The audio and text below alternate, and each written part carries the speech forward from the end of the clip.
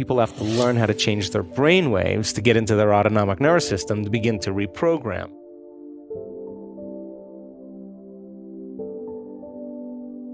The latest research in neuroplasticity tells us we're not hardwired to be a certain way for the rest of our lives.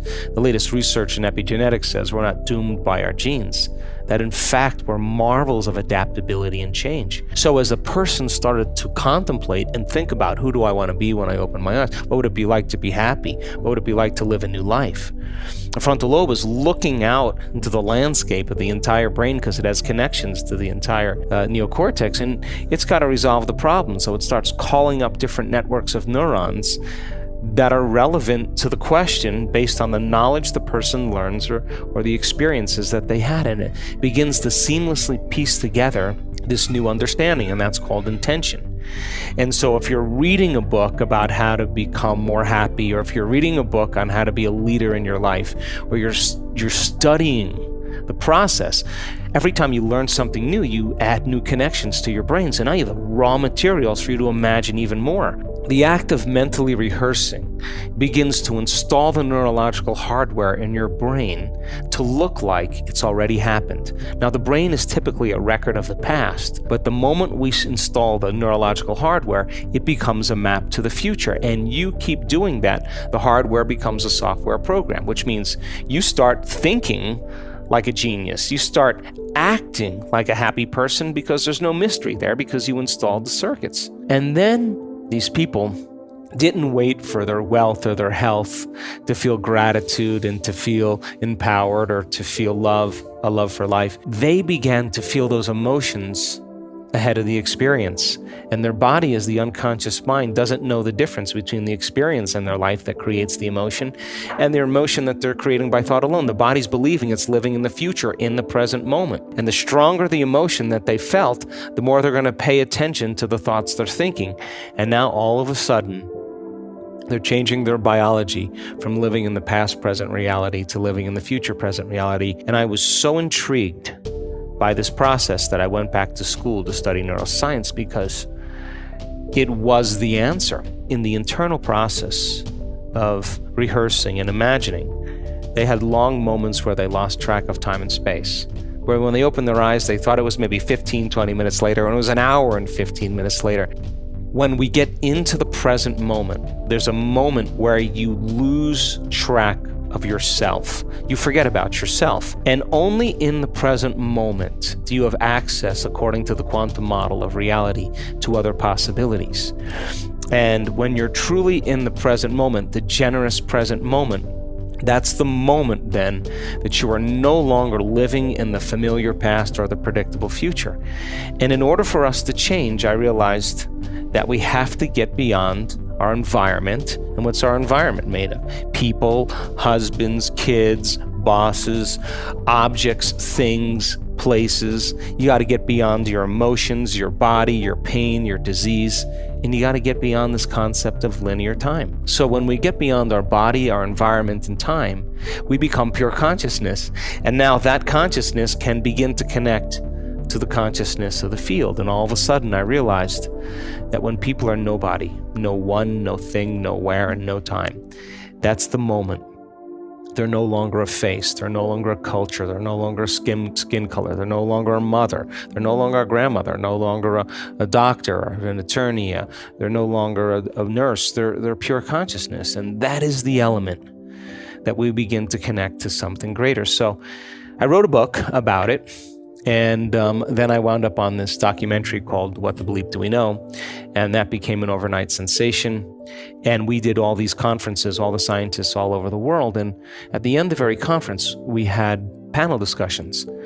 And I started listening to the people's questions during those panel discussions. And they asked really three important questions. How do we do it? Which is a good question. How do our thoughts affect our body or our life?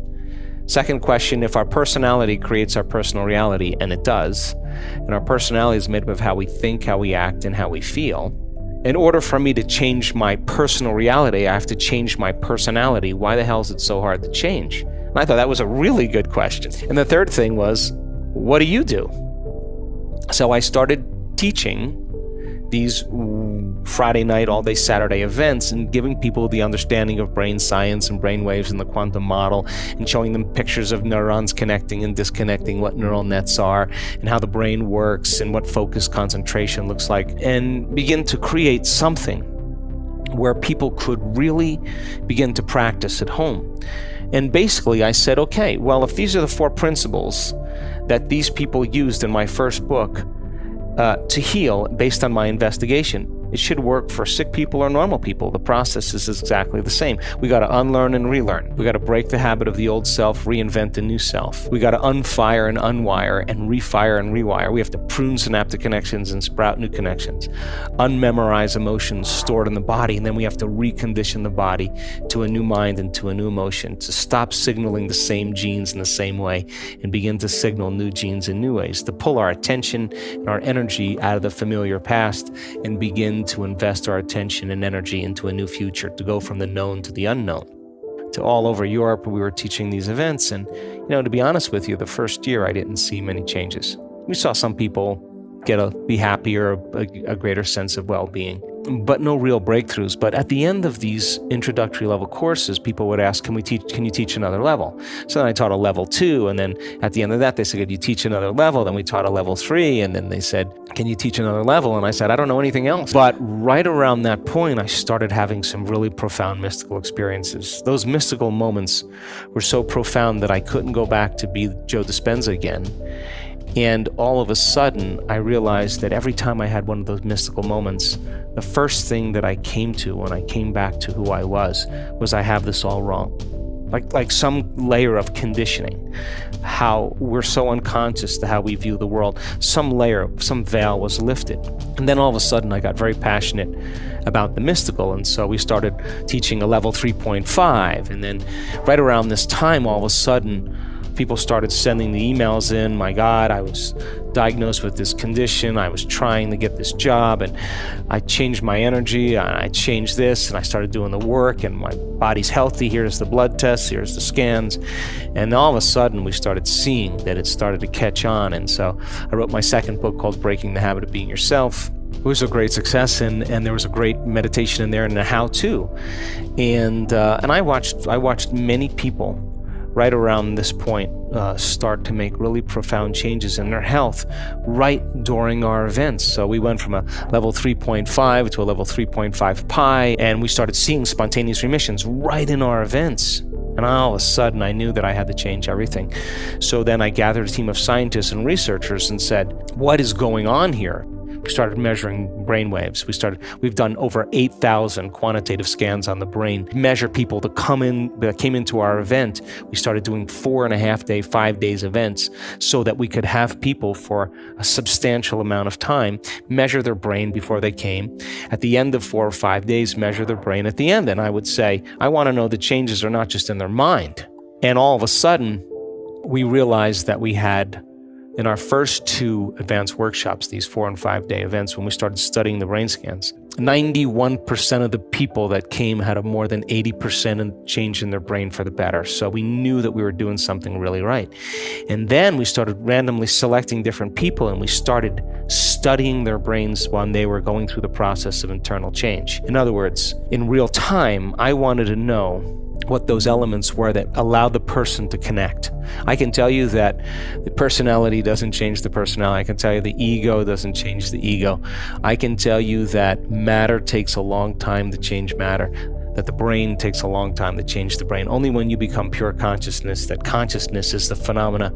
And we started realizing that when people are stressed out or they're emotional, and they start analyzing themselves and their lives within some disturbing emotion, they make their brain worse every time, not just once or every time. So we did over 5,000 HRV scans on the heart, because when you're stressed out and when you're impatient and when you're frustrated, the heart beats out of rhythm because it believes that there's a predator behind the corner here, or you're worried about the next thing that's going to happen. You're switching on the survival centers. And so it takes a clear intention and elevated emotion to begin to affect matter and the nature of reality. So you got to open your heart. And I wanted to teach our students how to make that a skill. And we could measure them when they do it. And when you feel gratitude and appreciation and love and kindness and care, your heart starts beating in rhythm.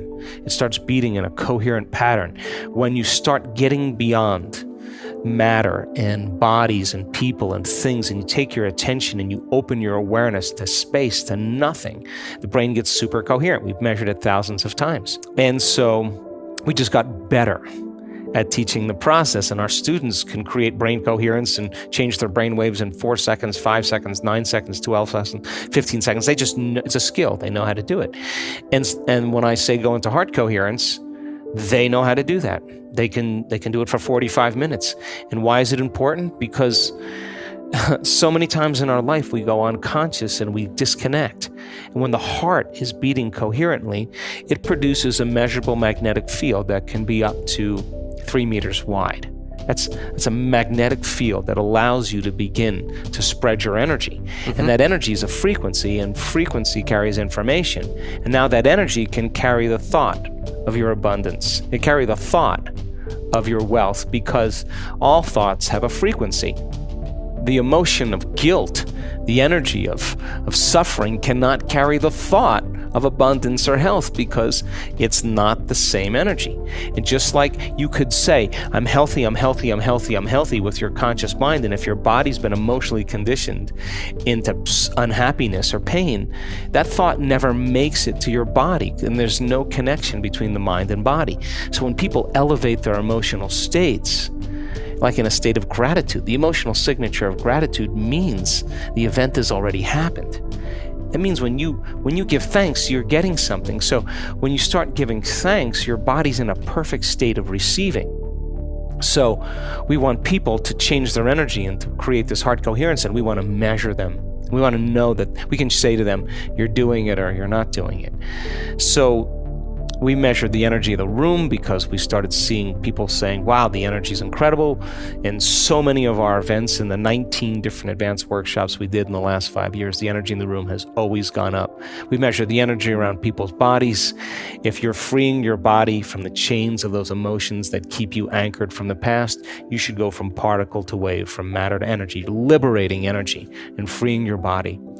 So we measured the energy centers of the body, because we teach our students that each one of these energy centers are centers of information. They have their own frequency, they have their own intent, they have their own consciousness, they have their own glands, their own hormones, their own chemicals, their own individual little brains, and they're under the control of the autonomic nervous system. So people have to learn how to change their brain waves to get into their autonomic nervous system to begin to reprogram these different energy centers. And I thought, well, people are healing, but let's find the instruments to show us that those changes are actually scientifically based. So we found an instrument in Russia, and we measured thousands of people's energy.